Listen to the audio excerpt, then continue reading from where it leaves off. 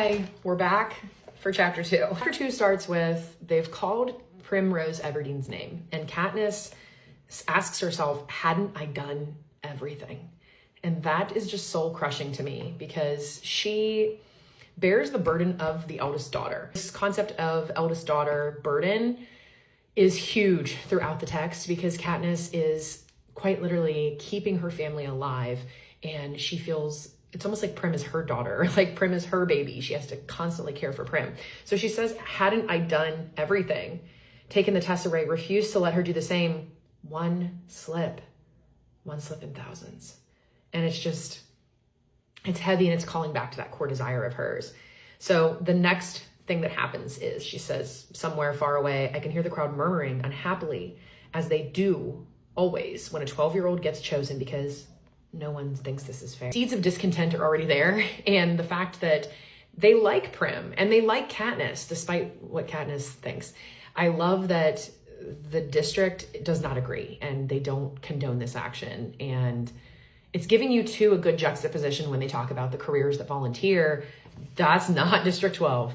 And sending a 12-year-old off to die, that's another reason it's so important that Prim gets picked, is because Prim is this innocent, kind, small child. And for Suzanne Collins to hammer home the grossness of this world, picking someone like Prim is absolutely what needed to happen.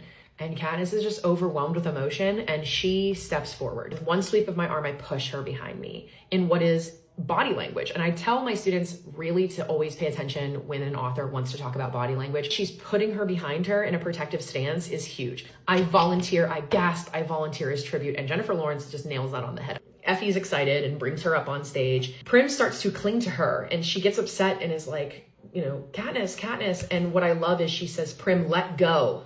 I say harshly, because this is upsetting me and I don't want to cry. Katniss is so hard. She has built up so many walls and so many defenses, and that's one of the reasons I love her so much, is because she does have a tough exterior. And I think that the way that she's portrayed is relatable to a lot of girls. Gale lifts Prim off the ground and she's thrashing in his arms, and he says, Catnip, you go up.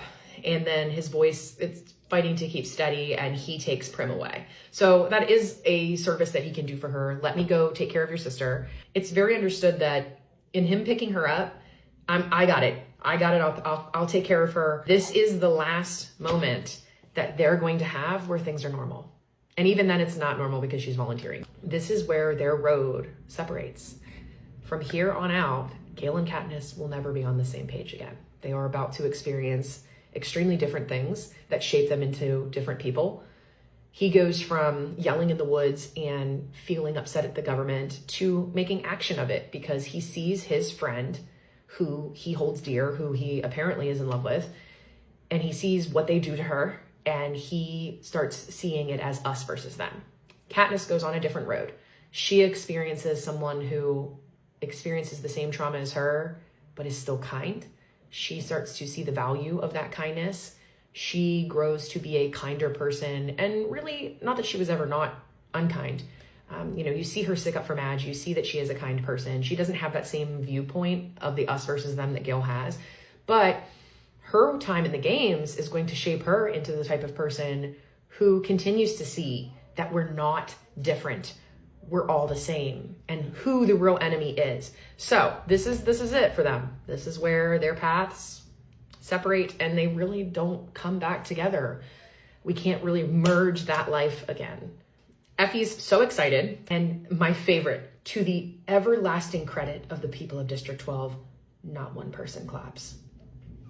I love this, as you can see. They participate in the boldest form of dissent that they can manage. Silence. Suzanne Collins is already establishing that people are fed up. So I don't think that District 12 is a place that cares about me. Oh, Katniss, baby. This is where we get into her being an unreliable narrator. People argue about this, but she is unreliable. And it's not that she's untrustworthy. It's just that she only has her perspective. She has her life experiences. She thinks that people love Prim because Prim is kind and dainty and sweet. She thinks that she is rough and edgy and that people can't like that. But people actually find her endearing. People enjoy her. She is someone who, when not scripted, is naturally good with people. A shift has occurred once I stepped up to take Prim's place. No, I don't think so. A shift absolutely occurs in the sense that people are outraged that Prim was chosen, and then people are in support of Katniss and what she's doing. But they've always liked Katniss. They trade with her, they talk to her, they make deals that are maybe not very favorable, you know? Like they'll trade something, they make the comment in the first chapter that they trade that squirrel to the baker, and she's like, it's not your best trade. But really, like, the baker likes her. The baker loved her mother. People do like them. Her father was a respected person in the community and a nice guy. And her mother, growing up as an apothecary's child, was seen as a healer. She's also a nice person. She heals people. Katniss just doesn't have that perspective. At first, one, and then another, and then almost every member of the crowd touches the 3 middle fingers of their left hand to their lips and holds it out to me. It's an old and rarely used gesture of our district. I have chills. Every time someone does this in the films or in the books, I get chills because this is such a simple little gesture that means so much. And it means so much to her as someone from this district. This is when we get to finally see Haymitch Abernathy at his finest.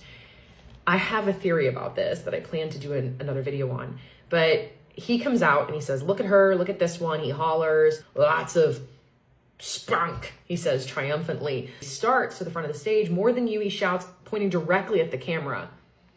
So we've got all of these things happening, which I'm sure President Snow really don't like because it's a sign of dissent. And my theory on this is that Haymitch is doing this on purpose. I think he's doing this on purpose. So then he falls off the stage and she says that gives her a moment to collect herself and to cry. The mayor is embarrassed. Effie is trying to pull it together. And then she starts pulling the male tribute's name.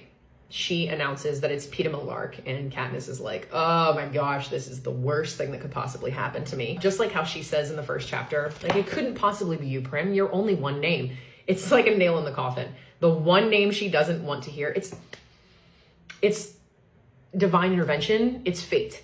So just as Prim was one name, and what are the chances? Peeta is a merchant's kid. He has his name in there far less than, let's say, Gale. But this is fate, and this is what's meant to happen. So she has this complicated past with Peeta that we're going to get into, and they call his name, and she's like, oh no, not him. He asks for volunteers, but no one steps up. He has 2 older brothers. I know I've seen them in the bakery, but one is probably too old to volunteer, and the other won't. This is standard. Family devotion only goes so far. What I did was the radical thing. So she's already being seen as a radical. She's already being seen as a rebellious person because in District 12, you don't volunteer. I get into arguments with people about this because I understand that that is not the norm and that would be a radical thing to do. But Peeta is the baby of the family, and usually the baby of the family is protected by the older siblings. Usually the family protects the baby. This is a different world that we're living in. His mother abuses him. We'll get to that. His father and him have a distant and slightly cold relationship. Despite him being the best baker in the family, he has such a weighty existence, and it's one of the reasons I love him so much. This is where she starts to get into the flashback. Here is something that she notes that I don't feel like they touch on in any of the other books, but she says, if it had become known that my mother could no longer care for us, the district would have taken us away from her and placed us in a community home. That's interesting. Like, can we explore that some more? Community home. Those kids are still being reaped. Are those kids being sold? Like, what is going on with the community home? Because you really don't hear about it ever again. She would rather basically starve and nearly die with her mother than be pulled, her and Prim be pulled and put in a community home. She's looking through, she's so hungry and things are so desolate at home that she starts looking through the trash cans. And that's when the baker's wife comes out, starts yelling at her, saying horrible things to her. And we don't know what, but she says saying horrible things. And she is just over underneath a tree. She's collapsed on the ground and she kind of feels like she's not even going to get back up. She hears like some clacking and some banging inside the house, and the baker's wife starts screaming at her youngest son, Peeta. She says basically no one's going to want burnt bread. And we have this whole, as you build through the series, this whole beginnings of burnt bread. She is fire, he is bread. It's so important. So he burns the bread. brings it out. She's like, feed it to the hogs. And he, as soon as the mom goes away, he looks over. He kind of is ignoring her in his peripheral. He throws them in her direction and then goes back inside. He doesn't behave in a manner that pities her, because that would be demeaning, but he does help her. And those 2 loaves of bread single-handedly saved their life. She puts them up under her shirt and she says that she remembers feeling the burn of the bread and not even caring. And she's rushing home because she knows this is going to save her family. And it doesn't even occur to her until later that perhaps he was doing this on purpose. When she puts the bread under her shirt, she says, the heat of the bread burned into my skin, but I clutched it tighter, clinging to life. Like the bread is the life. So it's very religious. It's very spiritual. It's the divine intervention of fate.